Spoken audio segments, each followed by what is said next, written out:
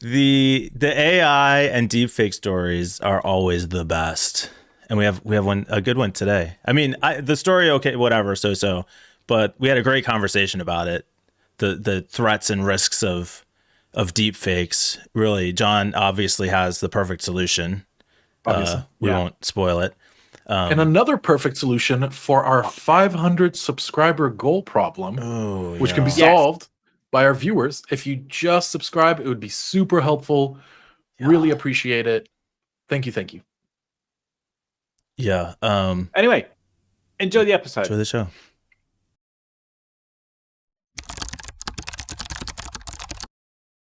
He tried to do the splits and he cracked his ass cheeks. And never mind. I'm glad that made the recording. Okay. What were we talking about? What were we talking about? Yeah. Deepfakes as At any a rate. service.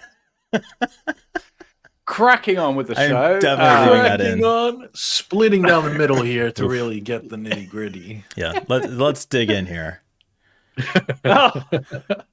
Ooh. Okay. Really get right up in yes, it. Tencent, the giant company in a Chinese company, is offering a service where it will create deepfakes for you, and they have a range of different styles of people and avatars and personalities and things, and it's relatively cheap.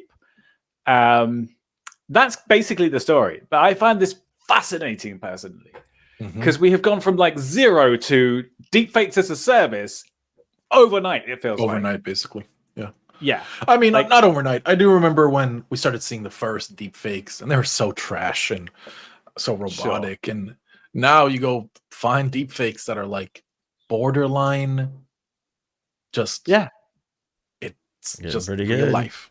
Getting And pretty good. Now it's for $145. You can have a deep fake of your own. Right. This is affordable to the home user. This is Mhm. something you can get. You know, fuck Cameo. This is get a deep fake of your favorite celebrity, and I don't know. I don't think they do celebrities, obviously, and I'm sure that there's like restrictions on this. But hey, Sure. it's Tencent, so who knows?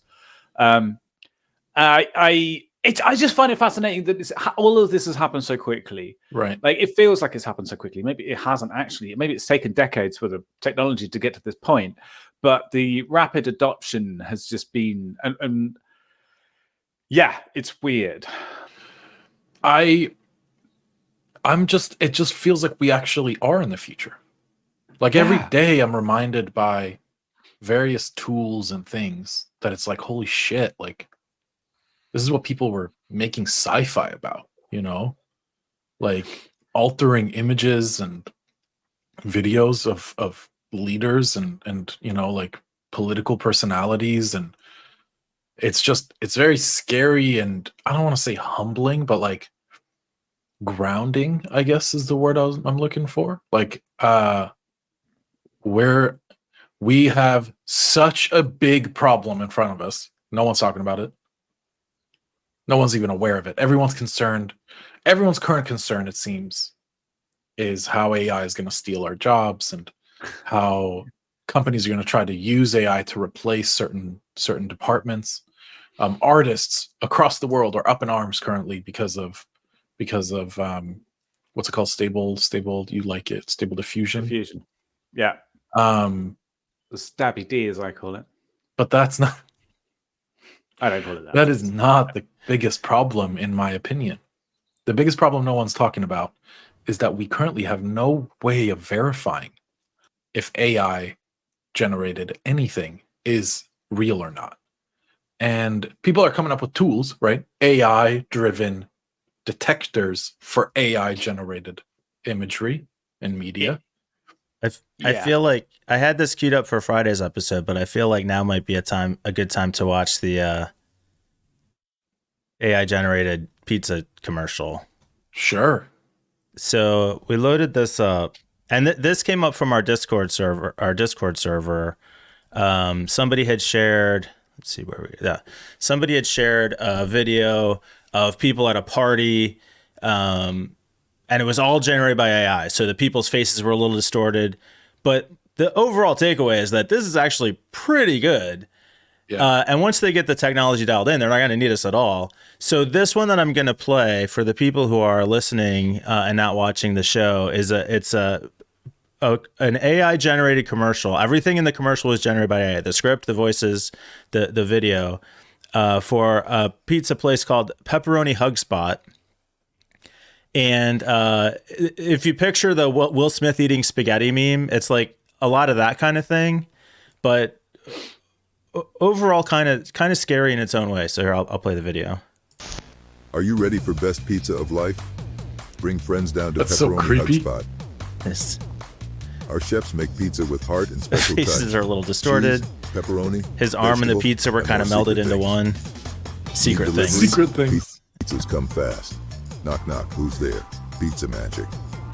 Eat Pepperoni Hug Spot Eating the pizza. plate. Oh, that's so Your tummy say creepy. thank you. Your mouth say, Pepperoni Your tummy Hug say Spot. thank you. It's like family, Mouth say, but with "Mm." more cheese. It's like family, but with more cheese. Yeah, you can definitely That's tell such a that, great line. you Great can tell line. I that love it. that AI generated this commercial. Someone was like, make a pizza commercial script that's called Pepperoni Hug Spot. But you can only And- kind of tell. I mean, some things It were could be very a real like, commercial. like, what was it? Like your mouth says, Your and tummy stomach say says, thank you. Your mouth Yeah. say I like that. Like, I'm going to use that in I real mean, life. it's yeah, you're right. And you can obviously tell because also you've been told, right? We're biased in our opinions of a tell because commercials generally just suck ass anyway. So someone's gonna throw Yeah. together a ChatGPT generated script, use it in a real commercial with real people. You're not gonna fucking be able And to the tell. Like, faces are a little distorted, and there's clipping in the A little. video. But the man, person if was they eating do a plate, Mike. a little bit of tweaking, they're Yeah. not too far off from just not even needing actors at all. True. That's very Well, true. It's the same in so many different areas, though. Digital art in itself, we're not far off not needing digital artists anymore, kind of. We're still going to need creative directors and producers and editors and you For know, how long? all the other stuff as well. Right. Well, I think putting Yeah. it all together is still something that, we don't have a general AI, and that's pretty far Yeah. off, I think. Really? Far off? True. Yeah. I think that people have been kind of, or at least you, Mike, have been seduced by the rapid acceleration of things. But it's in a kind of specific direction. There's the ability to use bodies of data that exist and come up with stuff that looks like that has gone from 0 to 100 miles an hour very quickly. But the ability to genuinely innovate and create and inspire and have inspiration hasn't really moved. The kind of Yeah.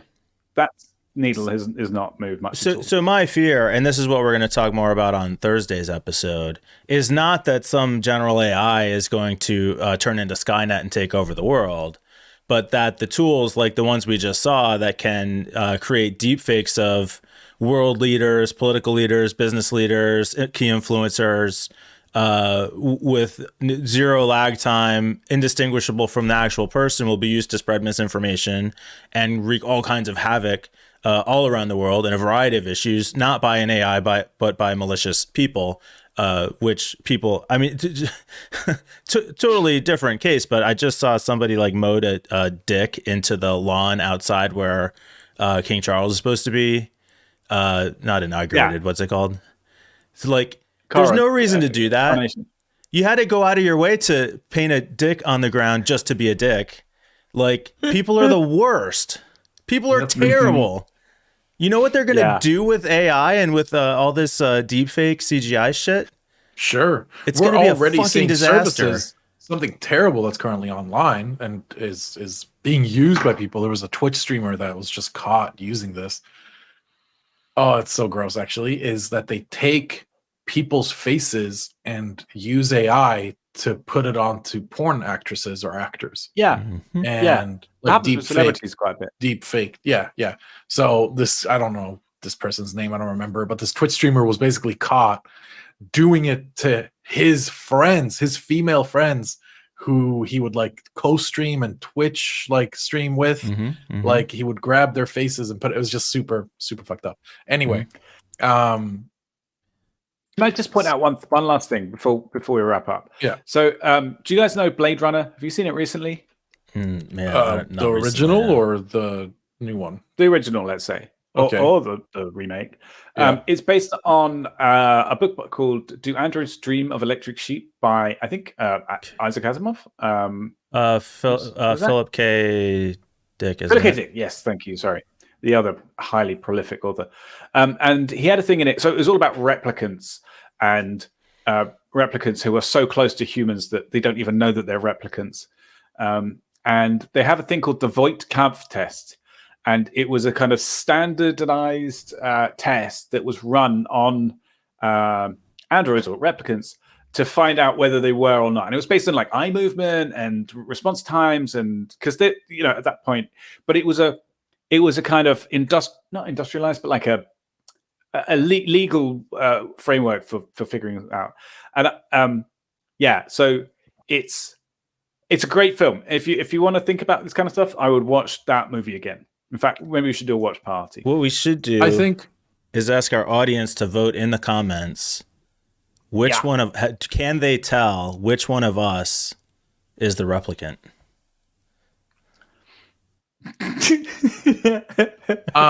Well, okay. I've said this before. I've said this before, but you'll have to have some sort of to verify the authenticity of. God damn it! Shut up. I'm trying to wrap up. It's not me. That's what the replicant would say. Yeah. Yeah. Sorry, go on, John. Go on. I'll mute myself. Powering up. Fuck. You threw me off. To verify the authenticity of the content you're viewing, there will have to be some sort of system in place that can check, starting at the fucking camera, that nothing has altered or messed with the kind of technology could keep some kind of a log on an ongoing basis like that? I wonder. In the whole chain of events from the beginning to the end. Oh, yes. Yes. What a great idea, Mike. And you thought of it all on your own without my help or influence. All right. Yeah, I don't know if it would be crypto or not. I really don't. But something, but it would have to verify every single hop, right? It would have to go from the camera to the USB or HDMI cable to the fucking to the NIC to the network card to every every single step. There'd have to be a verification, some kind of contract between each. God damn it, of the chain. And yes, it would have to be immutable, of course. Of course. Unchangeable. Yeah. I don't know. All right. Obviously, we're not going to solve that problem tonight or today, rather. So, but we can come back to it. We'll let you know what we found out.